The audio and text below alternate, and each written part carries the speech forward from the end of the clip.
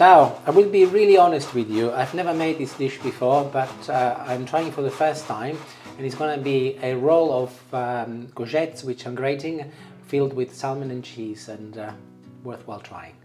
I've done something similar before where I grate courgettes using a cheese grater, and it's very simple. Just push it through and you can see that lovely courgette comes out from the other side. I am grating a couple of medium size. They weigh 600 grams altogether, and as I often say, hold it from here, the middle of the knobbly bit, and you will protect your fingers. And there it is, all done. Little jug and a pasta drainer. I'll pick my courgette and put it in.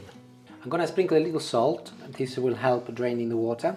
And I will leave them for a few minutes whilst I get the salmon ready. Griddle is on, a tiny little amount of olive oil, not a lot. And I will spread it across the base with a brush. And once the oil is nice and hot, I'll place my salmon in, skin side down first. Fresh parsley and some sage, couple of leaves, very quick chop. Parsley and sage marry really well with salmon, so highly recommend it. And I'll put this on one side ready for later. My temperature is on a medium-high, number 7, and it doesn't have to be totally cooked, as it will be finished cooking in the oven, but I'll finish around now. And this hasn't got to be cooked thoroughly, and I'm happy that after a couple of minutes it's a little bit pink in the middle, but that's perfectly okay, so I'll turn it off. I'll move it onto a board, and I will now be removing the skin, as I do not need it for this recipe. It's dead easy once you cook it. As you can see, it comes off ever so easily, look. And quite simply, I'm now flaking it off using a knife and a fork, and as it is partially cooked, much easier. And I'll put a little salt on top and a little sprinkle of pepper, followed by a little sprinkle of my mixture of parsley and sage. But I'm not using it all, I'll keep this for later. I'll mix this all together and I'll leave it to marinate for a little while. So back to my zucchini or courgette, and if you look, a lot of water has come out, which is great. Separate bowl, and I will add my courgette. Very elegantly. Followed by the remainder of parsley and sage. My aim is to make this recipe very accessible to everybody, so I'll be using very simple ingredients. This is cheddar, 90 grams of cheddar which I grated earlier, and goes in. Oops, not you. I'm adding a couple of eggs. I've already put salt in the courgette, so I'll add a little pepper to this mix now. And I'll mix everything together with a spoon to see what sort of consistency I have. Okay, I need to roll this, so I need to make it thicker, so I'm going to be using breadcrumbs, but I will add a couple of spoons first to see what it's like, and then I will add progressively more until I'm satisfied that I get a mixture which is similar to mince. That's number 1 and number 2. And I'll start mixing to see what it looks like. Still too watery, another couple. I'll tell you what, I'll make it 3. I agree. So we are up to 5 at the moment, and still I'm not happy, so I'll do another couple. So 6 and 7. I did say that I've never made this recipe before, so we are learning together. But I'm hoping that this should be it. Yeah, I think it's okay. So the purpose of the breadcrumbs is to give me the dryness that I need, whereas the eggs will act as glue and help bind everything together. Shall we put another egg in, Julie? What do you think? I don't think so. I think it looks nice. I've got a piece of baking paper on my board, and I'm adding all of the mix on top. I've been quite creative tonight, and I'm using a DIY spatula, which, by the way, I've never used for DIY. I purchased it specifically to do work in the kitchen, so it's only been used in the kitchen. But it is incredibly handy for doing jobs like this and spreading the mix. And the added bonus is that I can get nice square edges just by doing this. And I'm ready, and the thickness is approximately 1 centimeter, which I'm hoping is going to be okay for the purpose of rolling it. I'm now adding more cheddar cheese, and I'm actually leaving also a gap of approximately 1 inch from the edges, like this. My salmon has been marinating wonderfully, and it's ready to be added on top now, and I'll just, like I did with the cheese, I'll sprinkle it on top. And I'll spread it all over so that it matches the cheese. And now it's the fun part, the rolling. I'm hoping that it works okay. Well, let's have a look. I'm using the baking paper as a way to guide me. Lift it again.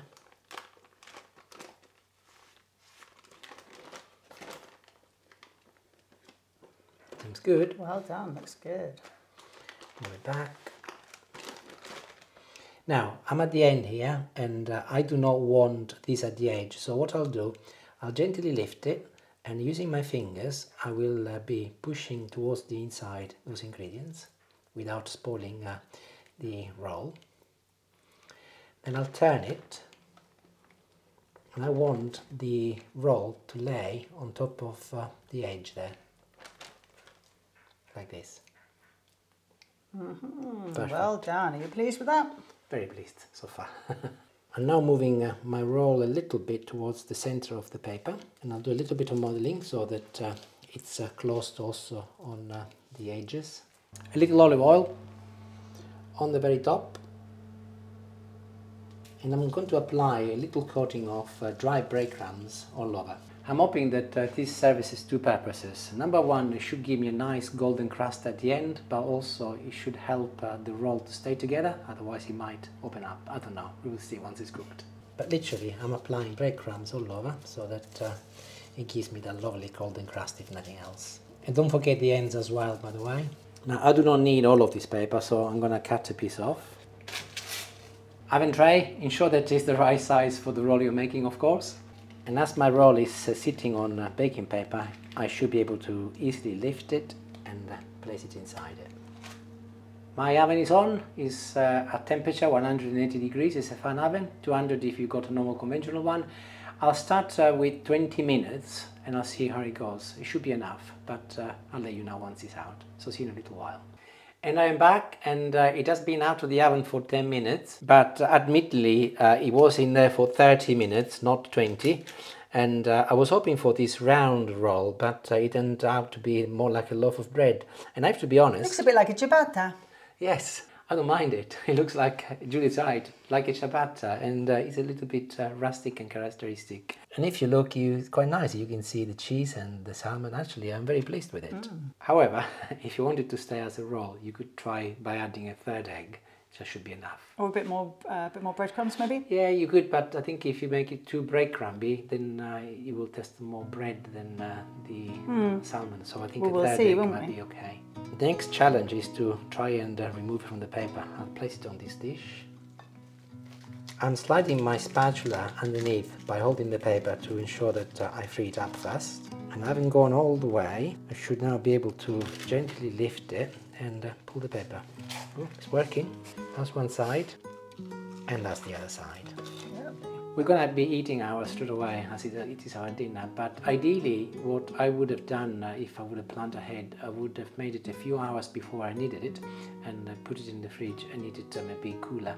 But it's going to be lovely regardless, and I'll try some tomorrow as well when it's cold, because clearly we're not going to be eating all of these. So depending on how strapped you're for time, my recommendation is to leave it as long as possible before you slice it. As it's 7:30 and we haven't eaten yet, let's just let's just go for it. I'm going to try a slice from the middle now. And I'm going to use this cake spatula serving tool to see what it's like. Let's have a look. Oh, it looks very nice. Oh, it looks lovely. Still steaming hot, but I'm sure it tastes wonderful. In one of my videos the other day, I said that to me what is important is to show you what we eat, not necessarily what I cook. And I will be eating this, or we will be eating this with a little salad.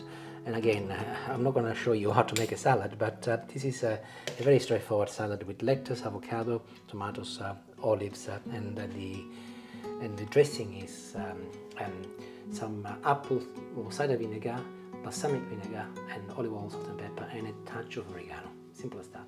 And there it is, a lovely little meal ideal for a midweek night. Arguably, there is no reason why this should not taste wonderful, no. But I'll taste it regardless. Still hot though.